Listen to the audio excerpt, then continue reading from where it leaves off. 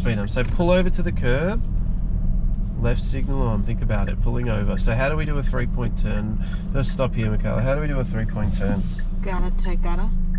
Hey, Identity. Steve, how you going? Yep. So we're going gutter to gutter, right? So we keep it. We want to pull over. Why do we want to pull over to the left like this with our left signal on? Why is that? We know what we're doing. Yeah, know what we're doing. And also, do you have to give way? Yes. Yeah. It's the driveway. Yeah. Well, it's not that it's the driveway. It's that you're turning around in this road. Now, say this was a through road, Michaela. Say like I was going through. You got traffic, don't you? Yeah. Going from behind you coming up, traffic coming down here, and you've got to make a turnaround. A 3-point turn. Why do we do why are we doing the 3-point turn right now? Why do we?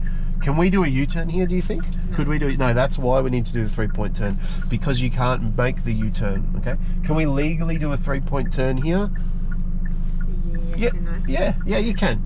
It's fine. Even if it was a through road, provided you do it, is this a safe spot to do it? Are we close to the start of the street, or are we a bit far away from it? Far away. Okay, cool. Keep your hands on the wheel. When it's safe, right signal. Good. Hard right. Yep, take it slow. Take it slow. Look, careful. So we don't want to hit the curb, right? Okay. And hard left. Moving, turning. Good. Look around. Is it safe? Look around. Yeah, take it slow. Look in the right mirror at the curb. Get it back there as much as you can. Yeah, good. And oh, good. Okay, cool. So communication, right signal. Is it safe? Move and turn. Good. Why do we not want to dry steer? Because the wheels will lock. It hurts the wheels. It hurts the tyres and the steering components.